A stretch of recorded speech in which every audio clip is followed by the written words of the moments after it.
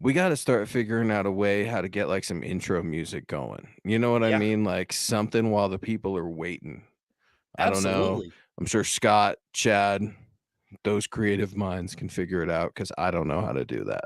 I tell you, I built for Legends of Mile High. I built an intro video where I filmed everything. Yeah, I've it seen was it. ready to go. It's So cool. you can do it. What I'm hearing Oh is yeah, you can do you it. can do it. I'm gonna go do it, as Bobby Yeah. Boucher would say. It is Wednesday night. We've let it breathe for just a few more seconds, and MHI is live, rocking and rolling. Thomas Hall, Luke Patterson, Wednesday night MHI, where we are going to be talking about all things Denver Broncos, the NFL draft, Russell Wilson crashing golf carts in my neighborhood, Tom, that golf course right by my parents' house. Okay. Uh, we'll talk about that a little bit. We'll chop it up with the fellas, the ladies, have a lot of fun on this show. Absolutely. I'm excited. It's we're almost to the draft, and of course we're gonna have rumors like crazy going back and forth, but I think it's gonna be interesting. I know we're gonna talk about it tonight, right? Who has the final say? But I think as we get to talk about this, there's something that I'm looking for that I'll be looking for in the draft that will indicate who's really in charge, whether it's George Payton or Sean Payton. Mm. And I think we'll find out maybe in this draft. Ooh, maybe we'll preview that here on this show, is what I'm hearing. Everybody loves a tease, including me. And speaking of tease, our guy Dylan Von Ark's putting in all kinds of work saying, "What's up, Broncos country? Make sure you hit that like button on the way in, share on all platforms, and subscribe if you haven't done so already.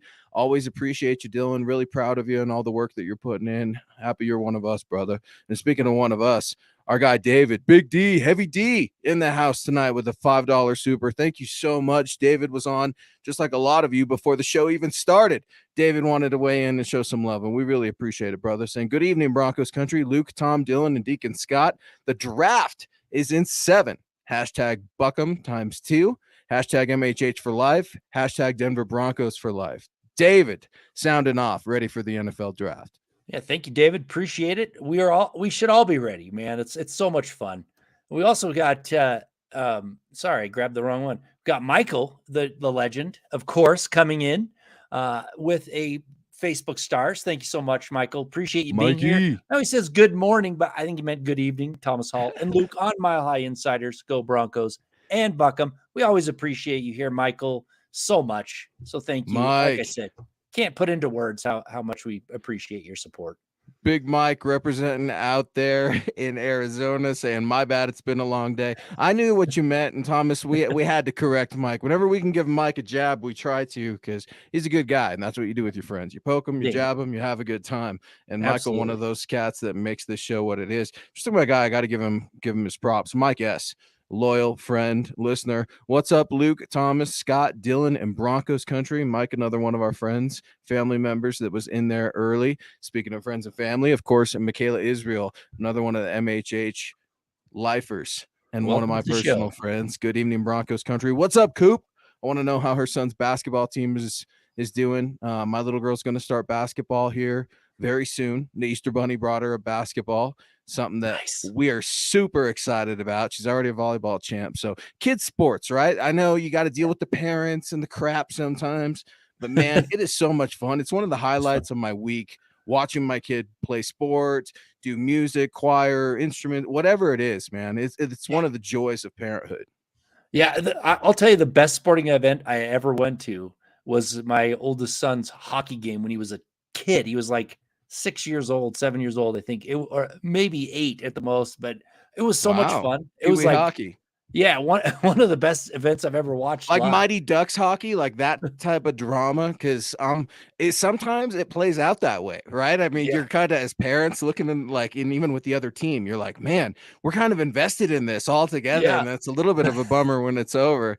No, it's cool, man. It's cool to see friends and family well represented here on this MHI every Wednesday night at 6 p.m. He is Thomas Hall. I am Luke Patterson, and there's one Rodney Garcia weighing in with some support and some love, saying good evening, Thomas and Luke in Broncos country. Hope all is well and everyone is having a great evening. Go Broncos. And speaking of one of our very own, Dom Harmio, our guy, saying good evening, Luke, Thomas, Scott, and Broncos country.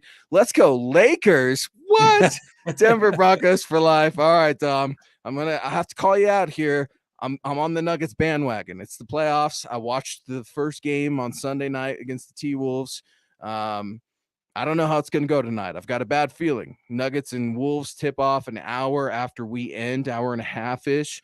Tom, I don't know if you're into basketball. I grew up, I love basketball, but go Lakers, something I just didn't find myself saying. And Dom got me to say it twice already. So cheers to Dom. Yeah.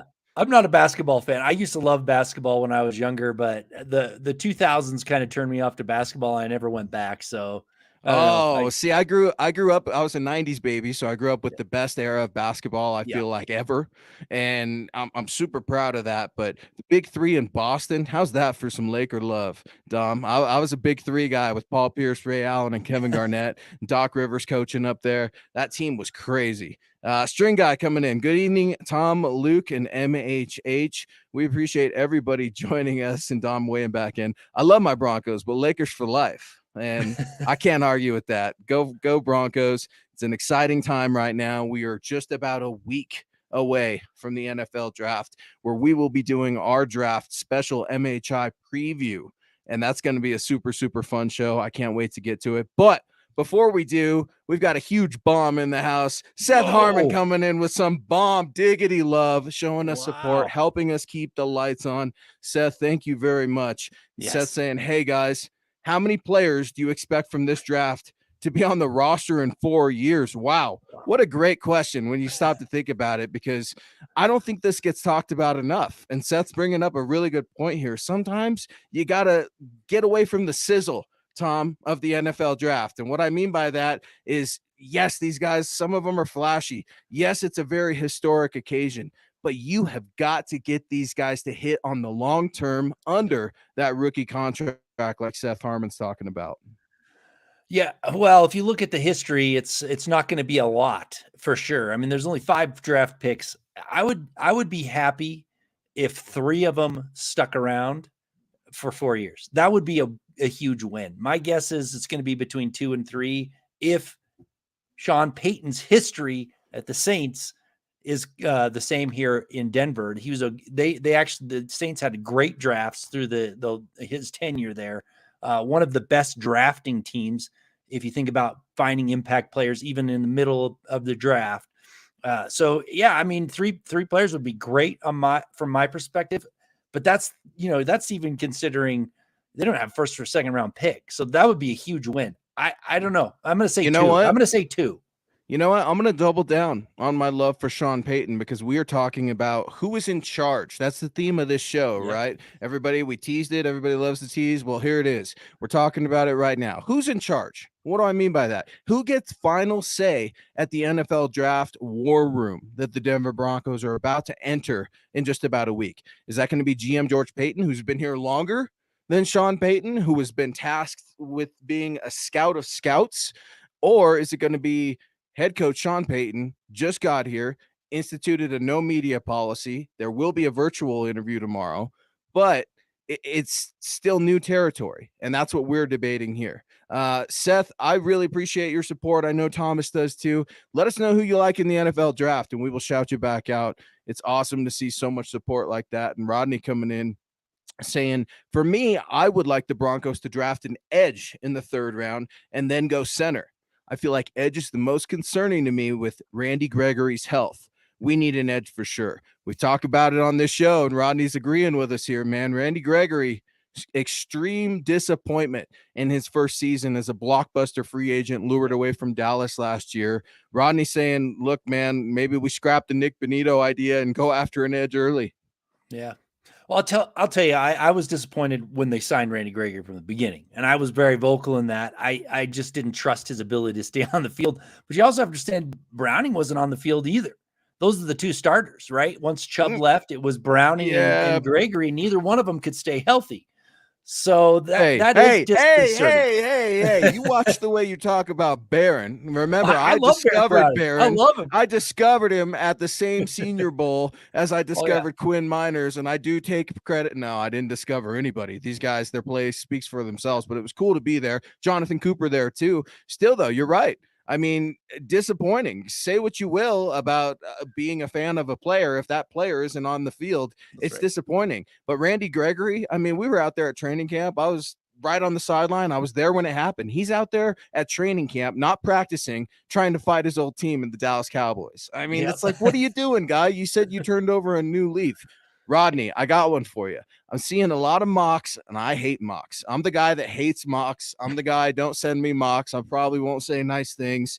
I can't stand it unless your name is Mel Kiper, Todd McShay. I'll look at it. It's a resource, it's an evaluation tool, but one pick, one trade changes the whole thing. Yep. Here's a guy I've seen, though, recently mocked, Tom, Andre Carter. I've got to see this kid out of Army, and he's a lean duck out there. I saw him at the Senior Bowl. He's working hard. They're thinking if he gets drafted, when he gets drafted, he's going to be able to put some muscle on, right? He's not going to be running so damn much. That's the thing right now. That's the word out in the scouting community, and it shouldn't be any big surprise. This man is lean because he's in the Army.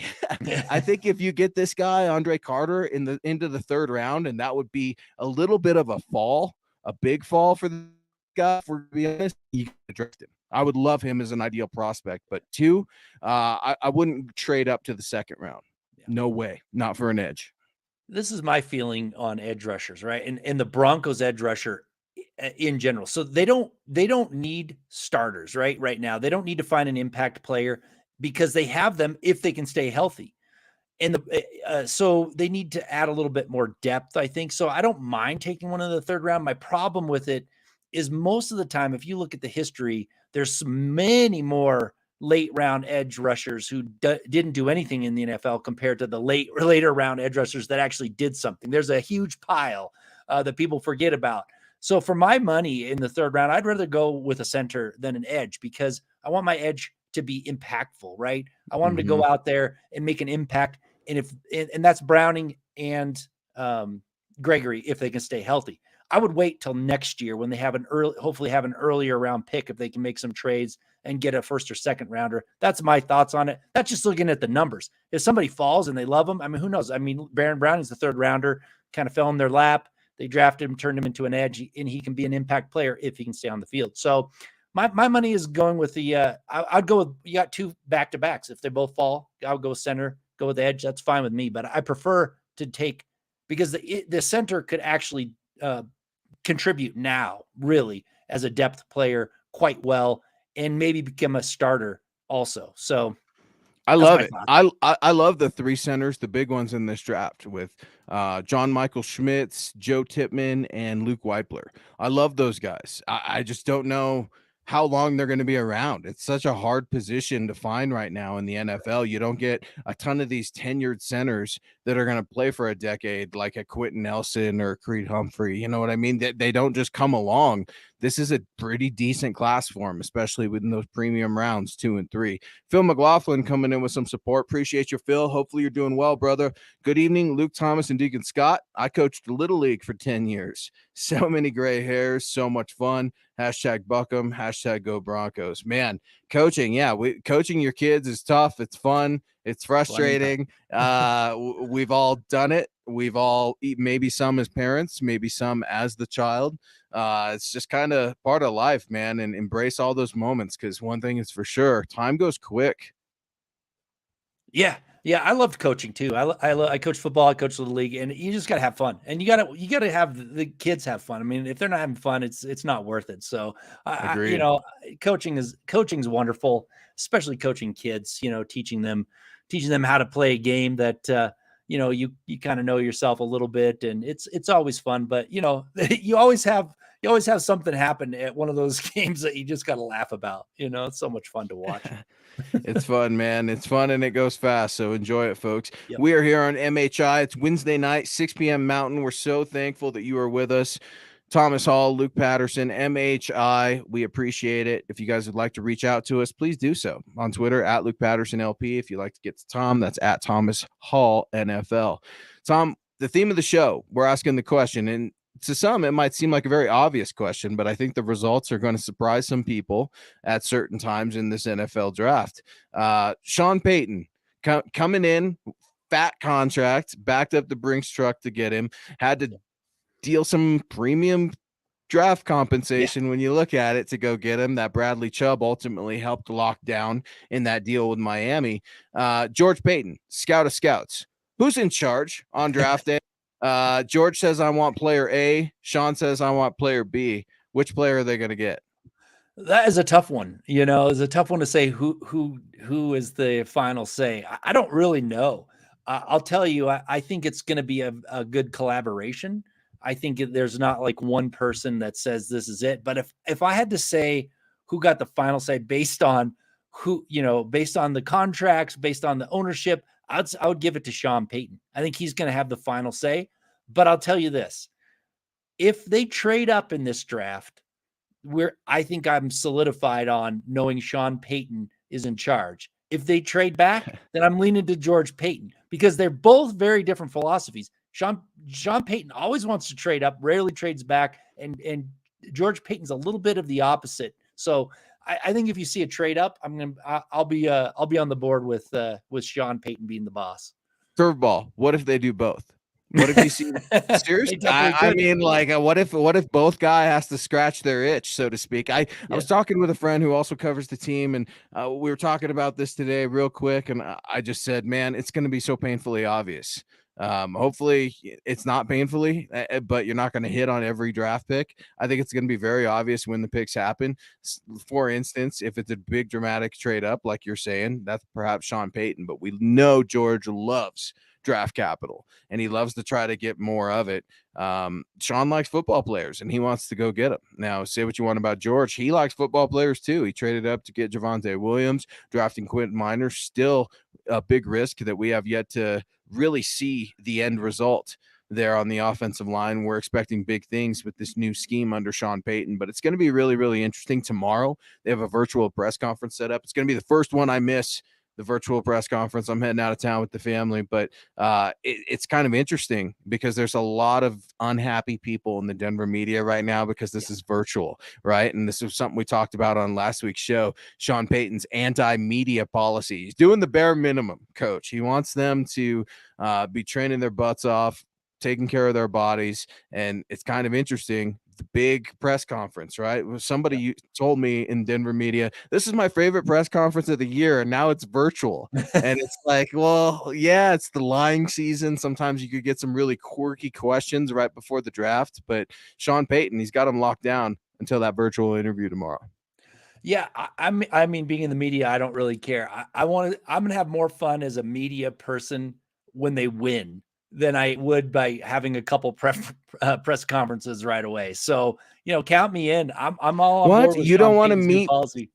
You don't want to meet Vance Joseph for a second time, a reintroduction to Vance Joseph. You're missing that right now. I'm fine with that. I'm fine with that.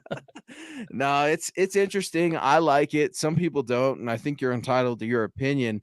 I like it because for the last 5 or 6 years, it feels like the Broncos have been very flamboyant, and you don't need to tell everybody how hard you're working.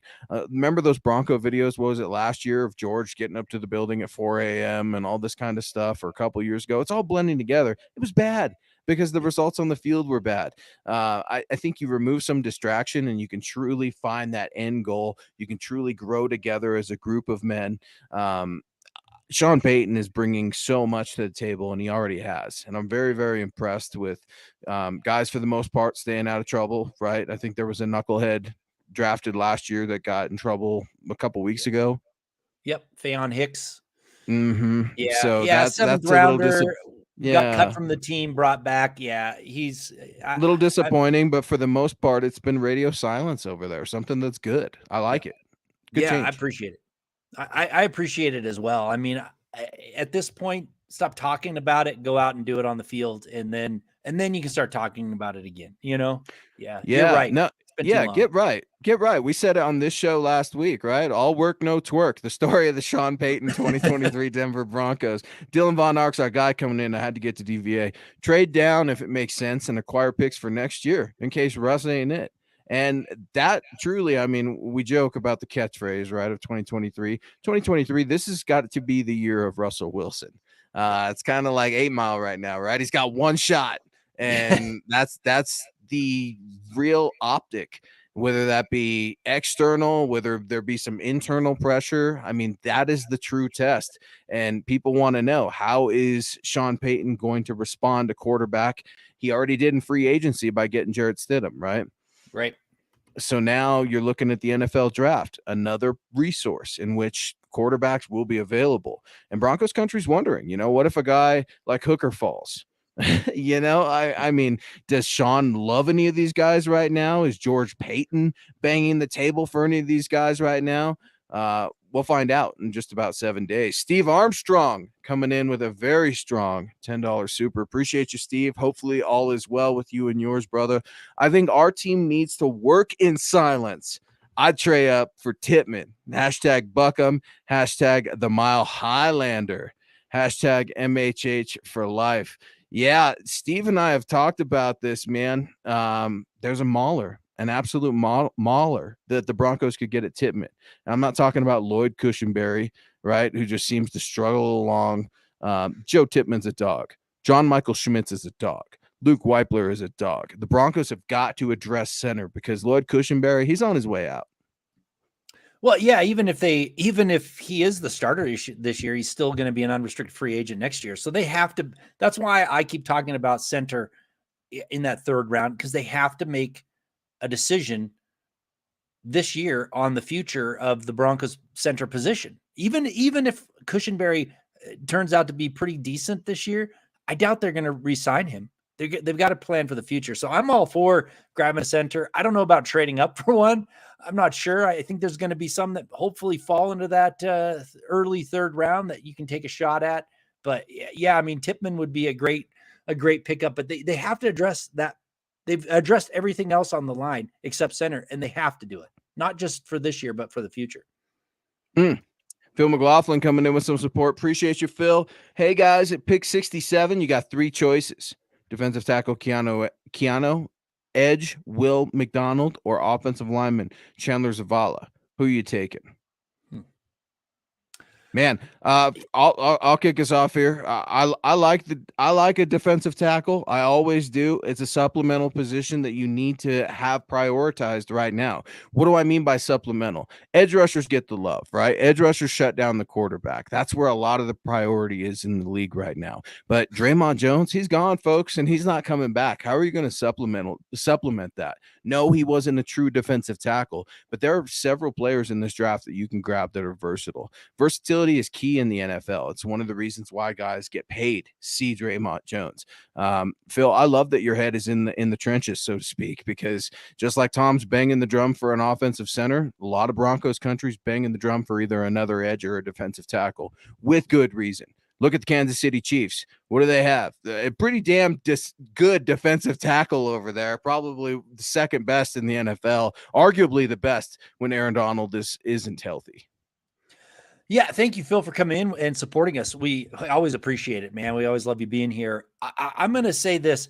When it comes to defensive line right now for the Broncos, they seem to have their future kind of set down the road. They've drafted two rookies last year on the defensive line. They played a little bit. They look like they could be okay. If they develop, I don't see my problem is I don't think they have another starter that or really good experienced rotational guy.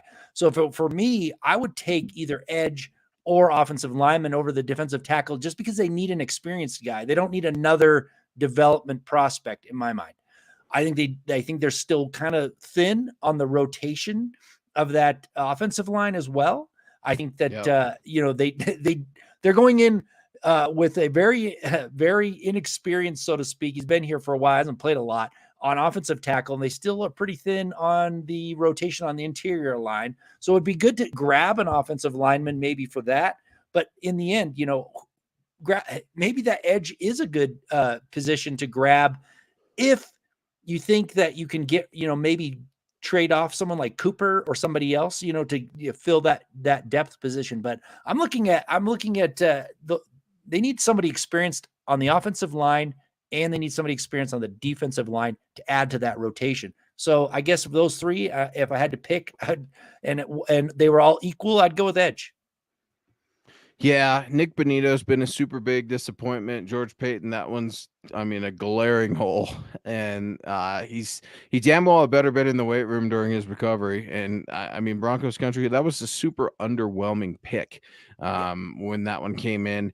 I don't think you're going to see that this year because Sean Payton, well, he's not exactly an underwhelming guy. Say what you want about him. You probably know where Sean Payton stands. He pulls no punches. It'll be interesting to see how he operates in tandem with George Payton tomorrow at the virtual Broncos press conference under Sean Payton's policy and kind of under his helm, if you will. By that same nature, I think that kind of answers the question, who's calling the shots, at least for me. It's the guy who gets the biggest paycheck in the building, and that is Sean Payton. No disrespect to George, but it was fairly obvious when Greg Penner had spoke at the end of the year about releasing Nathaniel Hackett. He had kind of disempowered George in some ways, at least talking about the head coaching search. And then Sean Payton comes in, doesn't just throw George a freebie. I believe Sean when he says that he's been looking forward and working with George Payton in this Denver Broncos role. I believe him when he says that. George is very well respected in the league, but the pressure's on.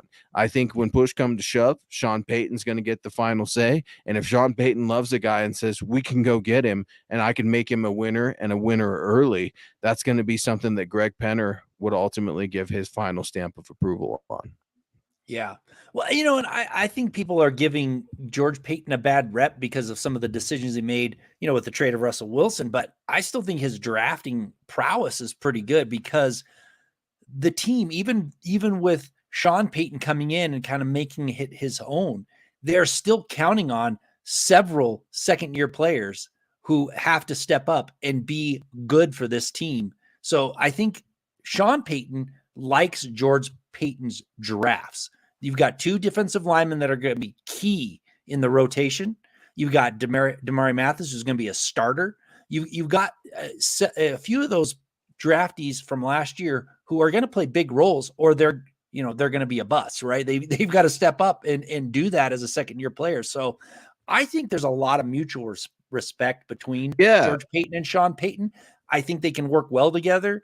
If we got to say who's going to be the final say, probably Sean Payton, because he's the one putting in the troops out on the field, so to speak. But I think it's going to be a very, very collaborative process. And I think that they both have plenty of say in that room when it comes down to it.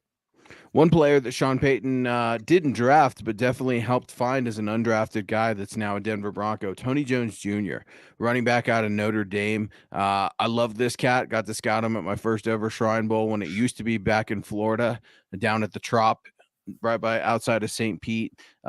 Super, super good running back, very smart. What do I mean by super good? He's efficient, and that's what the Broncos need in a complementary role. I think that Javonte Williams is going to need a little bit longer, and that's going to leave the door wide open for a dark horse candidate. 5280 Jaheim coming in here with a $4.99 super. Thank you so much for all of your support. Tom, Scott, and I really appreciate it. Do you guys think the Broncos can be in the talks for 49ers quarterback Trey Lance? BR projects a 4th-round pick for him. Tom, take it, baby. Trey Lance? Well, I mean, it's intriguing, right? But they've already got a backup quarterback who's kind of a fill in for the future if something happens with Wilson, with Stidham.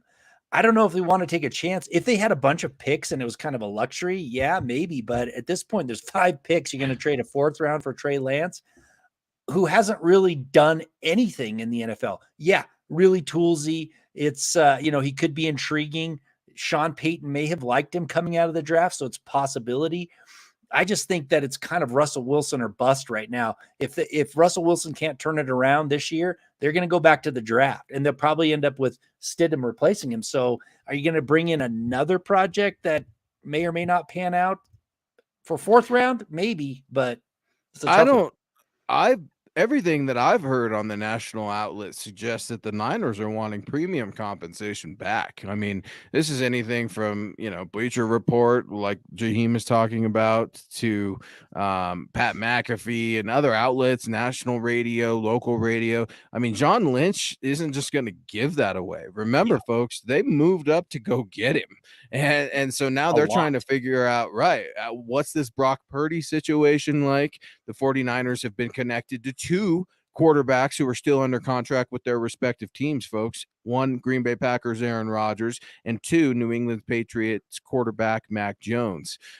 There's always stuff swirling around in San Francisco, so I like where Jaheim's head is at. I just don't see Shanahan / Lynch, that administration of football, if you will, just giving that guy up for a fourth rounder. But I've been wrong before. Crazy things happen. I think it would have to be for a fat deal. Either way, we appreciate your support, Jaheim. And real quick on the quarterback thing, we're talking about Russell Wilson, Jarrett Stidham. Do the Broncos draft a quarterback? I'm still trying to figure out the Jarrett Stidham thing, if I'm going to be completely honest. I think that's a very quiet story. Free agent signing. It was surprising, but nobody's really talking about it right now.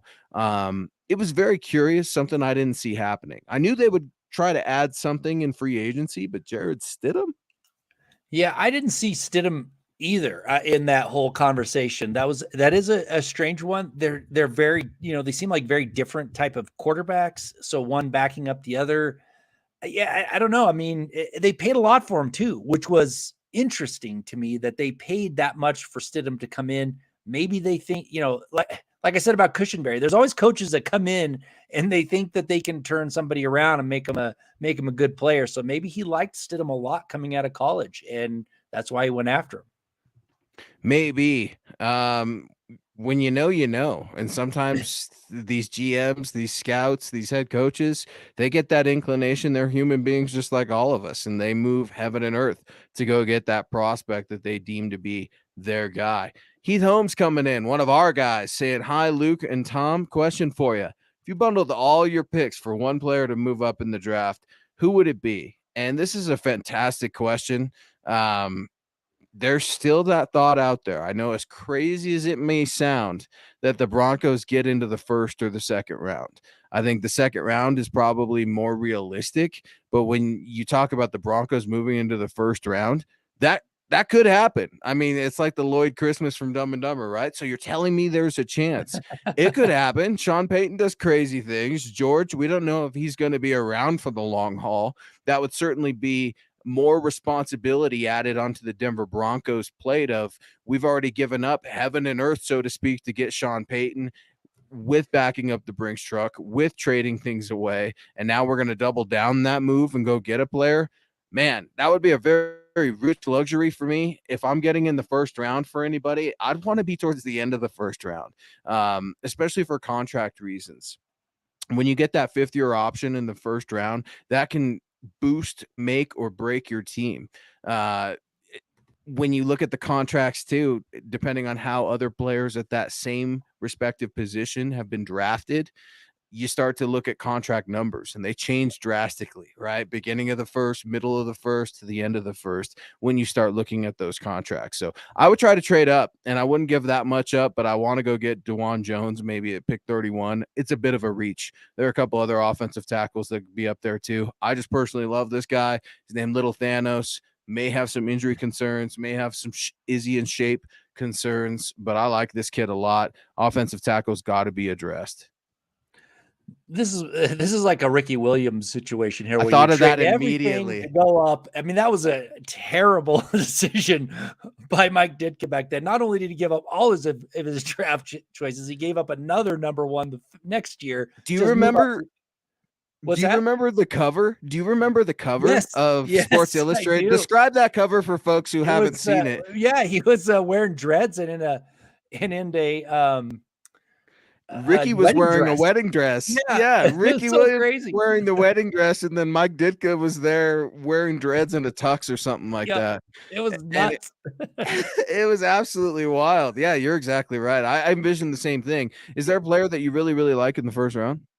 Well, not really, because I haven't been paying attention, because to me, it's like they really seriously would have to trade everything that they have Okay, this year do it. Something crazy. to Who's your move favorite? into this. Who's your favorite quarterback? Who's your My favorite favorite quarterback quarterback. in the first I round? don't know, man. I Oh really no. haven't been paying attention. I've really been looking at third Come on. rounders, fourth Bryce Young rounders, or because CJ I don't. Stroud? It's Bryce Young Okay, for yeah, me. I trade like up Bryce Young. everything to go get CJ Stroud. It's not really going to Ooh. happen. They would have to trade even more. I mean, really, if they traded up everything, they could maybe get into the last part of the first round, most likely into the second. So you're looking at. I still would actually I would go for an offensive tackle or a center, because those to me are the two needs that are going to be coming up big time this year and even in next year. So I don't know who I would go Yeah, pick. the guy It's too if far I'm fetched for me to even think about. yeah, if I'm trading up like in the mid, it's a very early. I'm getting, DeJuan Jones's guy, Paris Johnson. I mean, he's the Yeah, cream of the crop, obviously, for offensive tackles. String guy coming in here with we're talking about our pie in the sky fantasies of NFL draft, because you never know what could happen. Just look at Ricky Williams' career. Imagine what Payton could do with Anthony Richardson, another guy who's getting a ton of love. It's interesting. Pro days, scouting combines, how this period can truly make guys draft either skyrocket or plummet. And yeah, this is a guy who's certainly seen his name be called very early in some mock yeah, drafts. Again, they're just mocks, so say what you will about mock drafts. I always make fun of them, and then I released one last week. You can make fun of it as well. Yeah, go ahead and blast me for it. Right? It's so hard to get all these things done, but no, it's cool, man. Quarterback. When you start talking quarterback in the Denver Broncos, I've seen some crazy mocks go Hendon Hooker with the Broncos, at pick 68 or something like that. If there was a big slide, that would be a huge luxury. I would feel excited because it was a quarterback, but also enraged because that need on the interior offensive line yeah, and the exterior offensive line, folks.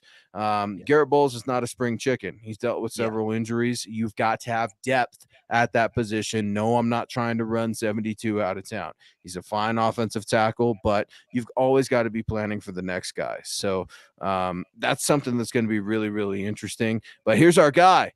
Cooper saying, "What's up? Just got done doing some counseling over on Zoom."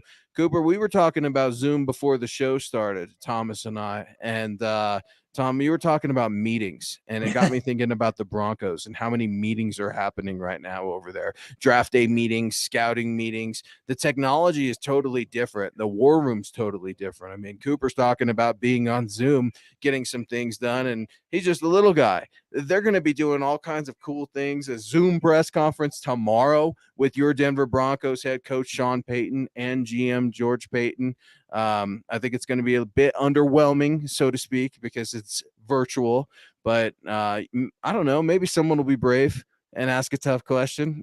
That would certainly be interesting to see how that comes up. How is this draft process different than last year? If you're looking at George Payton, if you're Sean Payton, I think you're still trying to feel things out here in Denver. You're trying to he's reading everything. He knows who's saying what. He's a very smart guy. He's let us know that early. But the virtual press conference tomorrow, a little underwhelming.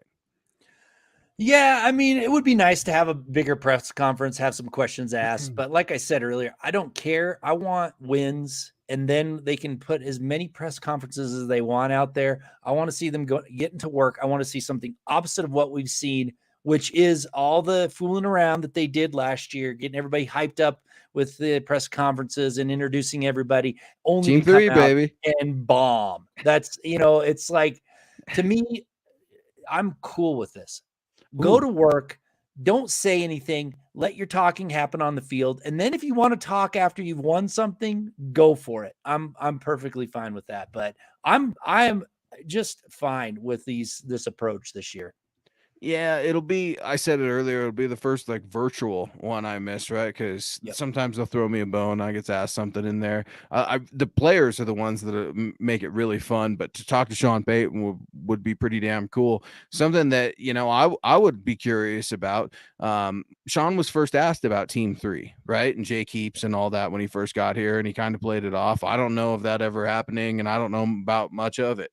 Well, Russ is still working out with his crew, right? I don't think they have keys to the building anymore, but Russ is looking lean. He's looking good. Apparently, he's okay. Thank goodness, right? He's crashing golf carts over in my neck of the woods here in Roxborough, Colorado. But it's just one of these things now where it'd be like, hey, Sean, what has been your dealings or experience or outlook on Russell Wilson's camp? He's coming in lean. He's coming in trim. He's coming in enthusiastic. What would you accredit that to? Or something like that, because now he has probably had a little bit of time to form an opinion on Team 3. And like I said, I believe him. The access has probably been restricted, but that doesn't mean that Sean doesn't have respect for Russell Wilson and his process as well, away from the building. Well, and they want to win too. I mean, they don't want to have another black mark on their ledger, so to speak, when it comes to or red. I guess it's red in ledger that's bad.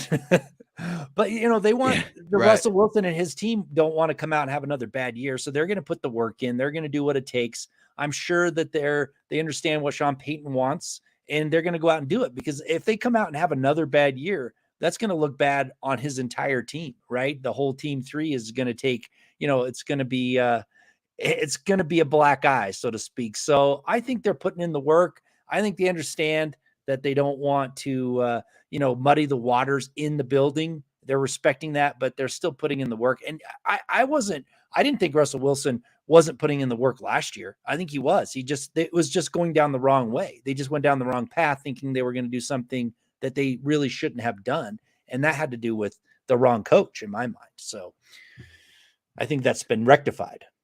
Yeah, I think so too. And it's going to be pretty telling. I think a lot of decisions that will be made here in just about a week at the NFL draft, we're going to be able to mull over and say, that was a George Payton pick. That was a Sean Payton pick. Oh, you see that trade? I told you Sean Payton wanted to go up for so-and-so. That's what we're going to be doing here after the draft. I mean, we're at the big calm before the storm right now. Yeah. But one thing that Broncos country is constantly looking at, and I wanted to get to our guy, Rodney, the wide receivers. Is a wide receiver on the trading block? That's the question that's out there for Broncos country. It'd be interesting to hear if anybody asks tomorrow. Obviously, they have to clean up that question a little bit, right? That's how the game works, folks. You can't just come out and be an absolute dog asking savage questions, because you're not going to get called on, and they're going to run you out of the building and pull your credential. Rodney's coming in saying, what's the word on Cortland Sutton's potential trade? And I would also add, or Jerry Jeudy. Those reports have been out there for a long time. We've talked about it on this show. Here's what my opinion is. Pure speculation. I'm not hearing anything, not per source, any of that crap. It's just this. Any player is up on the trading block right now if you're Sean Payton. That doesn't mean he's a seller, right? That doesn't mean he's going out there saying, what can I get for Pat Surtain? No. He is listening. That means his ears are open and his cell phone is on. Well, that's smart. You take the phone calls, you see what they want to offer. And so far they haven't offered enough. And that's been it. Like, they're going to listen and they're going to say, okay, this is what we want. And the other person says, no, that's it. That's the end of it. Everybody would take a phone call and say, I want to, from someone that wants to trade to one of your players. That's your due diligence. You have to do it. If you're not, then you're not doing your job as a coach or a GM. Here's my thoughts on the Cortland Sutton thing. Nobody's offered them what they wanted. So far, Ravens were close. Close, but apparently the Ravens were close. There was some sort of deal. I don't know, before the OJB they were close. They were close. Whatever. Now, here's the thing that could happen during the draft, right? That some teams that are desperate for a wide receiver don't get to pick who they want. They pick up the phone and they give the Broncos what they're asking for. That's the only realistic thing I see, is someone gets desperate in the draft because they missed the wide receiver. So they pick the phone up during the draft and they give the Broncos what they wanted. And that's a done deal. That's a strong possibility, Tom. I'll give you another possibility. I like that one a lot. Let's flip it. The Broncos want to move up and they want to get into the second round. Something I could see them doing. They're in striking distance, right there at 67 and 68. What if you package a 68 and a third rounder in Cortland Sutton? That gets you into the second round. Expensive, say what you will, but I think that can help you leapfrog some other teams potentially in the offensive tackle or offensive center kind of race. It's something I don't think the Broncos expected, that they wouldn't have something done. Otherwise, we wouldn't be hearing these things. These conversations happen all the time. We just never hear about them because a lot of these things never come to fruition. This Cortland Sutton, Jerry Jeudy thing, where there's smoke, there's usually some fire. But the old adage is, right? Watch what they do, not what they say. A draft trade, whether that be moving up like Sean Payton likes to do or moving down. I mean, that could be capital. That is capital, especially a wide receiver like Jerry Jeudy. Cortland Sutton, I don't know. I could see maybe him being moved if they have a stud wide receiver come out in this draft. And Michael Wilson, I'm telling you, he's my guy out of Stanford, or something like that. You have Tim Patrick reemerge. You've got more success with Greg Dulcich in the tight end position. Maybe you move a Cortland Sutton for next year's draft compensation. Maybe teams start calling you because their wide receivers are getting hurt, a la Tim Patrick in Broncos training camp. I mean, these are the things that we have to also consider, not just for this year's draft, but for next year's draft as well. Yeah, my feeling on moving up from the very beginning of the third round into the second round, you're not getting much value. You know what you have in Cortland Sutton. You're going to give that value away to move up along with another draft pick, at least another third. You're not getting that much value. So you have to really like that player you're going after. You have to really, really like them to do that. And I just, for me, and Clayton, you hit the nail on the head. From my perspective, there's too many question marks in the receiver core right now to want to get rid of Jeudy or Sutton. You got Tim Patrick. I was wrong on him from the beginning. He proved me wrong. He ended up being a great player, a really solid player. He's hurt. He got hurt. He's coming back from an injury. That's a question mark. KJ Hamler, a question mark. So do you really want to go into the season with that many question marks and only picking up a marginal value for trading Cortland Sutton away?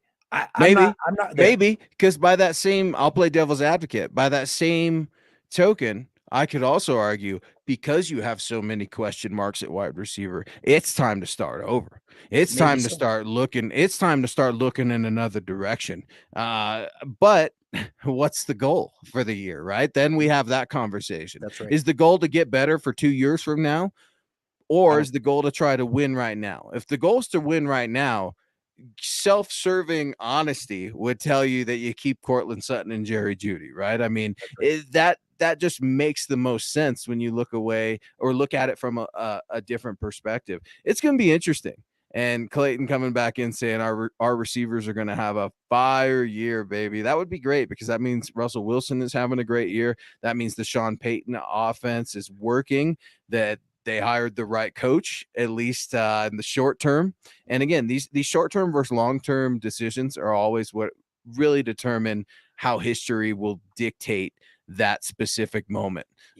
Sean Payton coming to the Denver Broncos. Was it a good move by the Denver Broncos? Great move. The move. Did it get him back on track, or did it set him back for years? Yeah. These are the things that we're ultimately going to be witnessing here in just about a week as Sean Payton operates his first NFL draft as the Denver Broncos head coach. Michael Branquillo, our guy, coming in here. Will the Mile High Huddle podcast host the NFL draft show on Friday, April 28th, when the Broncos start their draft? You know it. We always have draft coverage here at MHH. It's one of our big things that we pride ourselves on. Head on over to milehighhuddle.com. Check out our draft section. Yeah, Chad always makes sure that we roll out special shows for you guys. It's live coverage, wall-to-wall action. We even have podcasts going when the undrafted guys are being signed. I mean, it's something that's so much fun. We were talking about it at the end of the show. They're kind of memories that you have, at least for me, in the draft. And this will be my fourth draft now with MHH, and it's so damn fun to be talking about it when the pick comes in, hop off the mic, write something real quick, come back on the mic, and just nerd out. Just nerd the hell out. That's what I do for 3 days. My family knows I'm doing it, and I can't wait, baby. The draft is right around the corner, Michael, so you know we got you covered, bud. Yeah, it reminds me of being a kid, right? When I had the Street and Smith's draft or the Lindy's draft magazine, and I'm writing, who I think in the, along the corners, Deep and pull. who's going to, and I'll have to say, one draft, I think it was 2008, not 100% positive. I got 4 of all the draft picks right, who I thought they were going to great. It was the one when they drafted, Was that Oh man, DT Ryan and Tebow? Torain was one of the drafts of running back. It was amazing. I was like, wow, I can't believe I got that many right. They had the safety Barrett out of in the 7th round. Peyton Hillis, yeah, that was the other one. Peyton Hillis was one. Yeah, Arkansas boy. It was fun, but that's what the draft reminds me of, and to be able to do it, and talk about it on the air, talk about with the people that support us. It's so fun. Oh, I'm that's excited. that's the draft they got Clady in. Yes, that's 2008. Yeah, yes, and then they took Ben, and then they took Eddie Royal in the 2nd round. So there's a 2nd round wide receiver. Man, Clady, that we didn't know what we had, right? I mean, like he was a dog, but I miss that guy so damn much because when they're gone, dude. And I absolutely loved him. He was on a Hall of Fame path until he injured himself, right? Play basketball. Yeah, well, that, and he had suffered a couple of injuries. Yeah, playing pickup basketball. Yeah, he had a half a sack given up his rookie year, and I think his 2nd year he had maybe a sack and a half. It was incredible. Dog. He was on a Hall of Fame trajectory, and then injuries, and it's a bummer, man. I love that draft pick though, coming out of Boise State. That's where I played football camp, is at Boise State. Really? Were you on the blue turf? Oh yeah, hot as heck in the middle of summer. Really? Oh, it was ridiculous. Yeah, that spray paint sticks right to you in the glaring sun, I bet. Yep, it was rough. Our guy GLP giving us some love here on MHI. We appreciate you, Gary. Hopefully you're doing well. Thank you so much, man. A huge, generous 1999. Can't say enough what your support means to all of us here at MHH, night in and night out. Hey, Thomas and Luke, great job. Very fun. Go Broncos. MHH for life. Gary's ready for the NFL draft. Broncos country's ready for the NFL draft. History is made. History's decided. This is where championship rosters are built in tandem, of course, with free agency and undrafted free agents, training camp, things of that nature. This is so huge. I mean, we're on the doorstep of history, Tom. I'm so excited. I'm starting to get all giddy, just like you said, right? Just like a little kid, staying up all night playing video games with your friends. That's what we're doing here on the NFL draft for 3 days. It's a fun experience, and it's a holiday, right? It comes once a year, and now we get to enjoy it multiple days over the last few years. That formatting, debatable on whether or not we absolutely love it that way versus the olden days. But remember back in the day, right? Of course you do. Legends of Mile High host right here with me. Back in the day, how many rounds did they used to have? 100? Yeah, well, the early days, it was forever. Like 12, 13, right? Like it was like 17 and 18 in the 60s. They went down to 12, and then they got to 8, and then now they're finally at 7. But yeah, if they didn't have that 12th round draft choice back in the day, Mecklenburg probably wouldn't have been drafted, and who knows what would have happened. Look at String Guy coming in here, wedge driving, and I absolutely love it because String Guy's ornery, and I'm ornery too, so I got to give him a shout out. Oh, Tom bragging now. So who gets the most picks right? You, Luke, or Scott? Sounds like there should be a lunch bet here. The loser buys. I'm not gonna. I'll tell you, I won't get any right this year. This was so hard, I watched Shanahan draft for so many years that I was like, I knew he was going to take a fullback. I knew he was going to take that. I knew he was going to take Clady. I knew he was going to take a mid-round running back that fit his system. So I got lucky. I'll tell you, it was all luck. And nah, you weren't saying it was luck a minute ago. I hear you, String Guy. Tom was pounding his chest a little bit there. No, that's just it, man. It's so damn hard to identify guys, and if they can play in the NFL, that's one thing. That's a huge thing. That's the ultimate thing, right? And it's another thing to try to align these teams with these picks, and then trades get involved, and then draft day drama gets involved, right? You will hear a story here in the very next couple of days that so-and-so got arrested for this, or somebody said something on Twitter 6 years ago. I mean, these things happen, and we're going to be right in the middle of all of it. Michael Ronquillo, thank you so much for the support, big dog, with his Buckham t-shirt. Man, you make the night for us, man. You're always showing up every single night, 7 days a week. That's when MHH has our pods at 6 p.m. Mountain. Michael is there for every one of them, and it means so much to have your support, Michael. Thank you. Sure. Great show tonight, Thomas Hall and Luke on the Mile High Insiders. Go Broncos and Buckham. Thank you, Mike. I like Keith Brugman coming in at the last minute. 1,000 stars, real quick. 1,000 stars from Michael. Yeah. Thank you. Michael, thank you so much. Appreciate it as always. But I just had to say, Keith Brugman's coming with a middle linebacker, throwing out middle linebacker as a big need. And I know that there's a lot of back and forth with whether or not linebackers are worthwhile to draft, how much emphasis they put on. I'm Hell yeah. cool. I love the rangy middle linebacker, throwback to the day, who can cover sideline to sideline and can lay the wood on somebody. So yeah, I mean, it would be great to have somebody like that in the middle Jack of the field. Campbell, like Jack Campbell out of Iowa in the second round. That would be freaking amazing. I don't think it's going to happen. It's a luxury pick, but Keith, I'm right there with you, bro. You're talking about the guy that loves every running back and linebacker he sees. That's right here. I'm just like you, Tom. I love the old school throwback days. And now you're starting to see some of these guys mold into that hybrid, right? That DB / linebacker hybrid. It's kind of evolutionizing the position, the game. It's a reaction to what teams are doing on offense. But every now and then you'll get a throwback player of olden days, right? Alex Singleton, Josie Jewell, the Bash brothers back together, reunited in Denver. Depth. We need depth. And that's what Keith's talking about here, and getting depth at a value. And middle linebacker may not be a big need, but I really like Overshown. There's a lot of linebackers that I really like. It's going to be interesting to see. George Payton doesn't like linebackers. In fact, it could be argued he's never drafted one. I know. Baron Browning, right? Converted and all that crap. Ohio State ruined him for that. I hope the Broncos don't do the same. But I digress. Look, I loved Chad Muma. I loved Logan Wilson, both out of the University of Wyoming. You can find good linebackers at smaller schools. It's going to be real interesting to see what CU does here in just a couple of seasons, Tom. Coach Prime Sanders is going to have himself a fine crop of young men over there in Boulder, and it's going to be really interesting to see. Speaking of that, Prime's got the CU spring game on Saturday. I think it's televised, right? Because anything Prime does is televised. Yeah, it should be. I'll tell you, this is my thought on middle linebacker. I have two thoughts. Number one, they need to take an inside linebacker in this draft for special teams purposes, for one, and to be prepared for when Jewell and Singleton are going to be going their separate ways with the undrafted, unrestricted free agency.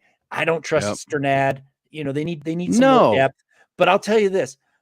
Everything kind of goes, what goes around comes around. And what if the NFL starts to counter this lighter groupings with more power? So they got to bring the middle linebackers back that used to,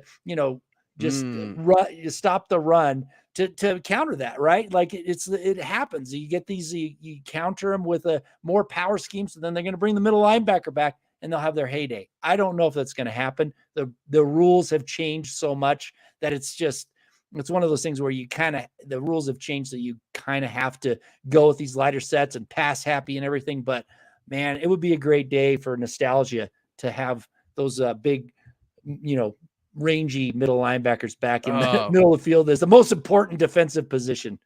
Can we get the old shells too of the yes, like those are real shells? Yeah, the neck roll with the jersey over the top. Yeah. I need all our linebackers looking like Smoke Dog Al Wilson out there.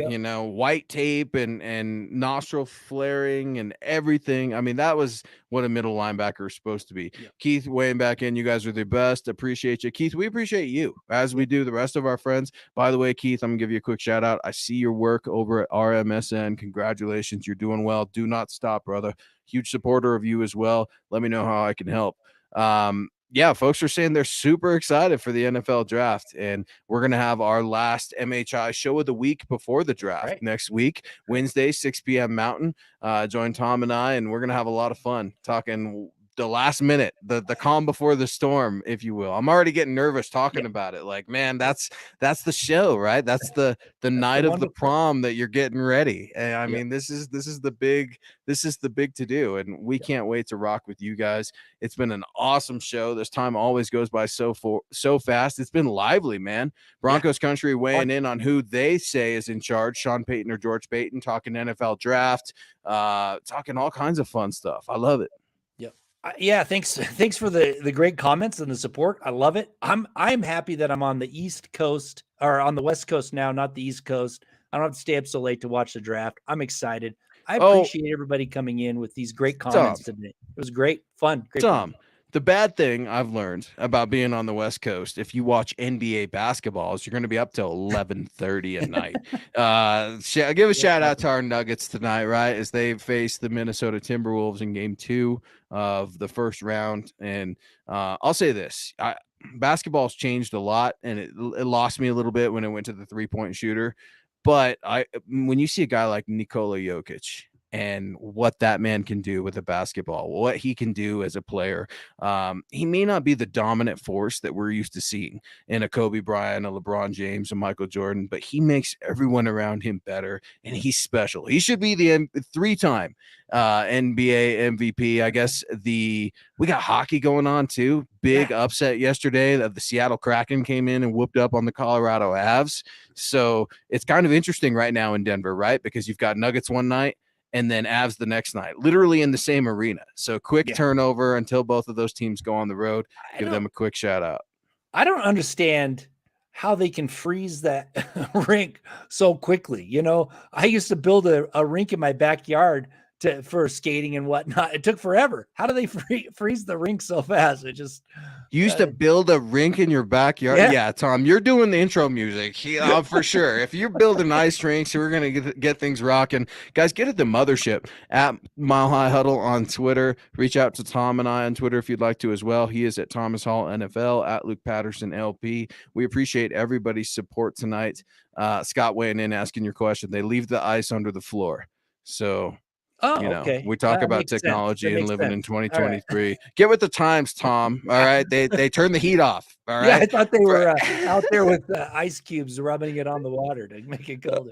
It was a fun show. We will be back next Wednesday at 6 p.m. Mountain. The fellas will be returning tonight and 6 p.m. or tomorrow night rather on 6 p.m. Mountain. Catch Thomas on Friday morning at Legends Mile High, and then Thomas and Ron will be rocking with you on Saturday night at 6 p.m. Mountain for Orange and Blue View. For Thomas, I'm Luke, saying Broncos country. This is the way. This is the way.